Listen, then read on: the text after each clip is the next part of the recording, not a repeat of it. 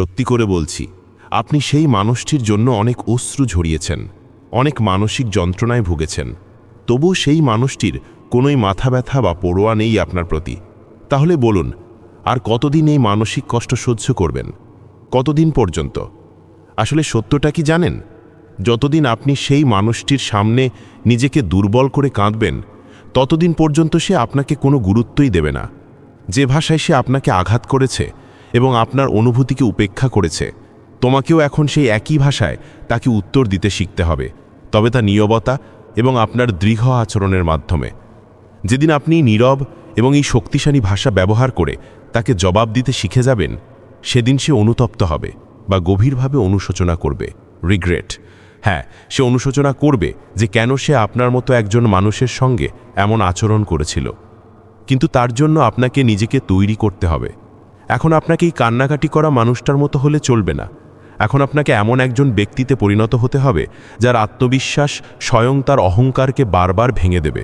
আর আমি আপনাকে সেই মানসিক স্থিতিশীলতার স্তরে নিয়ে যাব। এটা আমার ব্যক্তিগত দায়িত্ব।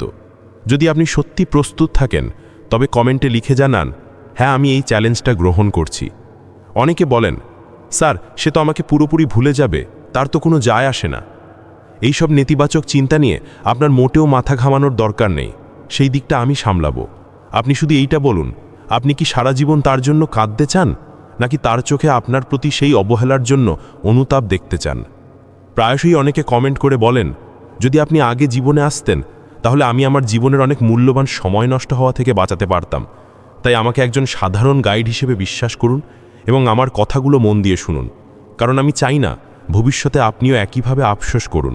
আর যদি আমার এই প্রচেষ্টা আপনার ভালো লাগে, তবে মুস্তফা ভয়েস চ্যানেলটিকে মনে রাখবেন, কারণ আমি সত্যিই সিরিয়াস আপনার মতো মানুষদের জীবন বদলে দেওয়ার জন্য এবং তাদের আবার মানসিকভাবে শক্তিশালী করে তোলার জন্য।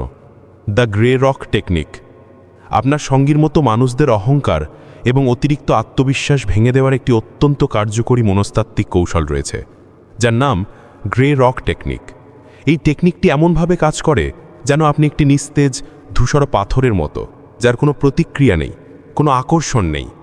এখন এই কৌশলটি ব্যবহার করতে হলে আপনাকে কেবল দুটি মৌলিক কাজ করতে হবে। 1, কোনো কিছুতেই প্রতিক্রিয়া জানাবেন না, নো রিঅ্যাকশন। 2, কোনো কিছুই প্রকাশ করবেন না, নো এক্সপ্রেশন। প্রতিক্রিয়া না করার মানে হলো, যদি আপনার সঙ্গী আপনার মেসেজের জবাব না দেয়, আপনাকে কল না করে বা আপনাকে উপেক্ষা করে, তবুও আপনি এর কোনো প্রতিক্রিয়া জানাবেন না। এই ধরনের প্রশ্ন তুলবেন না যে তুমি কেন এমন করছো, তোমার এই আচরণ কেন। কোনো ব্যাখ্যা চাইবেন না। সে যা করছে তাকে করতে দিন। আপনি শুধু শান্ত, স্থির এবং নীরব থাকুন।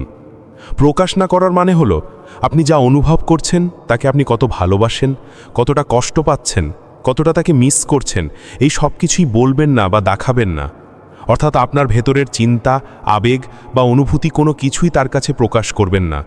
কারণ যখন কেউ আমাদের উপেক্ষা করে বা আঘাত করে, তখন আমরা আরও বেশি প্রতিক্রিয়া জানাই, আরও বেশি আবেগ প্রকাশ করি। আমরা ভাবি, আমি যদি আরেকটু চেষ্টা করি তাহলে হয়তো সম্পর্কটা ঠিক হয়ে যাবে। কিন্তু বাস্তবে আপনি যত বেশি প্রতিক্রিয়া এবং আবেগ প্রকাশ করবেন, সম্পর্ক ঠিক তো হবেই না, উল্টো আরও খারাপ হবে এবং আপনি আরও বেশি মানসিক যন্ত্রণা পাবেন। কিন্তু যখন আপনি প্রতিক্রিয়া জানানো এবং আবেগ প্রকাশ করা বন্ধ করে দেবেন, তখন প্রথম লাভটি হয় মানসিক শান্তি, মেন্টাল পিস। আপনি নিজেকে শান্ত, স্থিতিশীল মনে করতে শুরু করবেন এবং আপনার কষ্ট ধীরে ধীরে কমতে শুরু করবে। একবার একজন যুবক আমাকে বলেছিল, স্যার, আমি প্রেমের কারণে এতটাই ভেঙে পড়েছিলাম যে খেতে বসলে আমার গলায় খাবার নামতো না। ছেলেটির বয়স মাত্র 22-23 বছর, কিন্তু এখন সে সম্পূর্ণ বদলে গেছে। সে বলে, স্যার, এখন মনে হচ্ছে যেন নতুন জীবন পেয়েছি। এর মানে হলো, যদি আপনি সত্যি চান, তবে আপনি আপনার আবেগীয় অবস্থা পরিবর্তন করতে পারেন। আর যখন আপনি মানসিকভাবেই পরিবর্তন আনবেন, তখন আপনি আপনার সঙ্গীকে নীরবে একটা শক্তিশালী বার্তা দেবেন।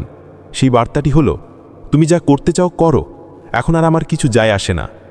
আগে যে বার্তাটি আপনি দিচ্ছিলেন তা হলো, আমি তোমাকে হারাতে চাই না, দয়া করে আমাকে ছেড়ে যেও না। কিন্তু এখন আপনাকে সেই বার্তাটি বদলে বলতে হবে, চলে যাও তোমার মতো, এখন না তোমাকে বোঝাবো, না তোমার জন্য এক ফোঁটা কাঁদব। অনেক যন্ত্রণা সহ্য করেছি, এখন আর কষ্ট পাবো না। এটি একটি স্পষ্ট এবং দৃঢ় মানসিক অবস্থান। ভয় থেকে মুক্তি এবং প্রভাব। আপনার মনে হয়তো একটা গভীর ভয় কাজ করছে, স্যার, যদি আমি এমন করি আমার সঙ্গে আমাকে পুরোপুরি ভুলে যাবে। নিজেকে একবার জিজ্ঞাসা করুন, আপনার সঙ্গী আপনাকে কতদিন ধরে আঘাত করছে? সে আঘাত করার পরেও আপনি তাকে ভুলতে পারেননি, তাহলে সে কি করে এত সহজে আপনাকে ভুলে যাবে? আপনি হয়তো বলবেন, আমি তো সিরিয়াস। সে যদি একটু সিরিয়াস হয় তো কি হবে? বাস্তবে এমন কোনো ব্যাপার হয় না। আপনার সঙ্গী দেখে যে ওর দামই নেই, আমাকে ছাড়া ও থাকতে পারে না, তাই সে মানসিকভাবে রিল্যাক্সড থাকে। আর আপনি ভয় করেন, কারণ তার আচরণে আপনার মনে হয় যে ও আমাকে ছেড়ে দেবে, কিন্তু আপনার সঙ্গী মনে করে যে ও কখনো আমাকে ছাড়বে না। আপনার এই মানসিক বদল আপনার সঙ্গীকে তীব্রভাবে প্রভাবিত করে।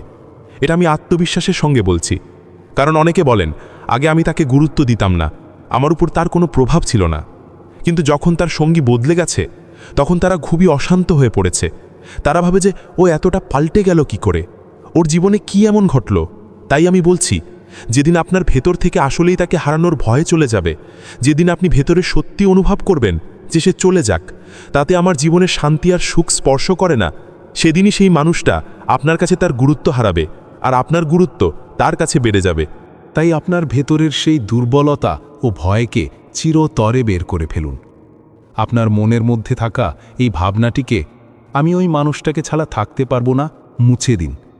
বারবার নিজেকে একটি শক্তিশালী বার্তা দিন, আমি তাকে ছাড়াও অনেক সুখী থাকতে পারি, আমি তার চেয়েও যোগ্য একজন মানুষ, আমার তাকে প্রয়োজন নেই।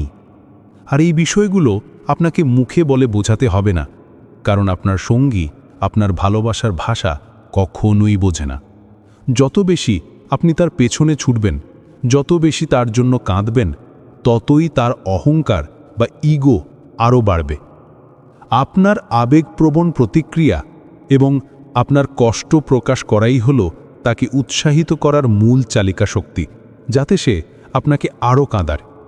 সে আপনাকে কষ্টে দেখে ভেতরে ভেতরে খুশি হয়।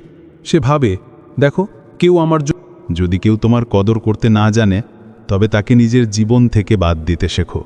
তোমার মূল্য তাদের জন্য নয় যারা তোমাকে হালকাভাবে নেয়, তোমার মূল্য তাদের জন্য যারা তোমাকে হারাতে ভয় পায়। আজ সে তোমাকে উপেক্ষা করছে, কিন্তু কাল সেই তোমাকে একবার দেখার জন্য ঘন্টার পর ঘন্টা অপেক্ষা করবে। তুমি শুধু নিজেকে এতটা উঁচুতে নিয়ে যাও যাতে যে মানুষ তোমার থেকে দূরে গিয়ে আনন্দ পাচ্ছিল, সে যেন অনুতাপের কান্নার মধ্যেও শান্তি না পায়। তোমাকে আর কারো পেছনে দৌড়াতে হবে না, তোমাকে এমন একজন হতে হবে যাকে হারাতে মানুষ ভয় পায়। যদি তুমি কখনো কারোর জন্য নিজেকে ছোট করো, যদি কখনো কারোর উপেক্ষা সহ্য করে থাকো, তাহলে আজ থেকেই নিজেকে একটা প্রতিজ্ঞা করো, এখন থেকে আমি নিজের মূল্য বাড়াবো, এখন থেকে আমি নিজেকেই আমার সবচেয়ে বড় ভালোবাসা ভাবব। স্টোইক হলে যাও, শান্ত থাকতো। সে এবার সেরকম আচরণ সম্পূর্ণ বন্ধ করে দিয়েছে। ওর আর আমাকে প্রয়োজন নেই, এটাই ছিল তার অহংকারের মূল ভিত্তি। যখন সেই ভিত্তি আর থাকবে না, তখন সে কিভাবে অহংকার করতে পারবে? তখনই সে উপলব্ধি করবে যে আপনার সঙ্গে সে কত ভুল আচরণ করেছে। আপনি তাকে আর গুরুত্ব না দিলে আপনার সঙ্গী ভয়ে ভরে যাবে। ও কি আমাকে ভুলে যাবে? ও কি আমাকে ছেড়ে চলে যাবে? মনে রাখবেন, এই মুহূর্ত পর্যন্ত তার মনে কোনো ভয় ছিল না, কারণ আপনি তার পায়ের কাছে নতমুখ হয়েছিলেন। বন্ধু, মানুষের প্রকৃতিই এমন। তারা আপনার মূল্য তখনই বোঝেন যখন তারা আপনাকে হারানোর ভয় পায় অথবা সত্যি সত্যি আপনাকে হারায়।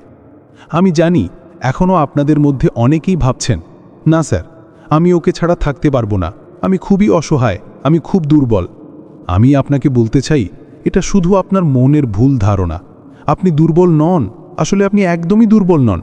আপনার মনের অবস্থা এমন হয়ে গেছে কারণ আপনার মস্তিষ্ক ওই মানুষটার প্রতি অভ্যস্ত হয়ে গেছে। কিন্তু কেউ যদি দৃঢ়ভাবে ঠিক করে যে আমি ওকে ছাড়া থাকতে শিখব, তাহলে সে অবশ্যই পারে। দৃঢ় ইচ্ছা থাকলে জীবনে অসম্ভবকেও সম্ভব করা যায়।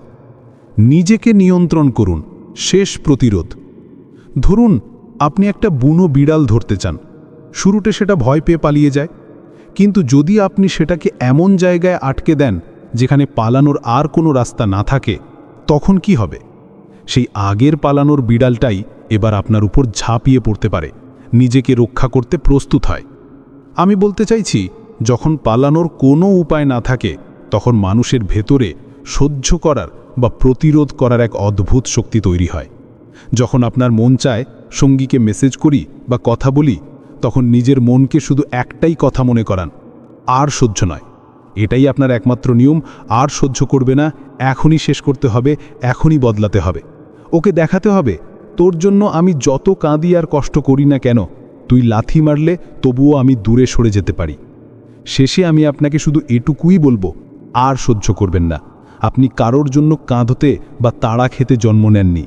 আপনার জীবনের মূল্য সেটা নয়। আপনার সময়, সম্মান ও মানসিক শান্তি, এইগুলোই আপনার আসল সম্পদ। কাউকে তাড়া করে নিজের সময় ও সম্মান নষ্ট করবেন না। যদি কেউ বারবার আপনাকে আঘাত করে, তাহলে তার কাছে নিজেকে ছেড়ে দেওয়ার চেয়ে নিজের মূল্য বুঝে অনায়াসে সেখান থেকে দূরে সরে যাওয়াই বুদ্ধিমানের কাজ। নিজেকে শক্ত করে ধরুন, নিজের কদর জানুন।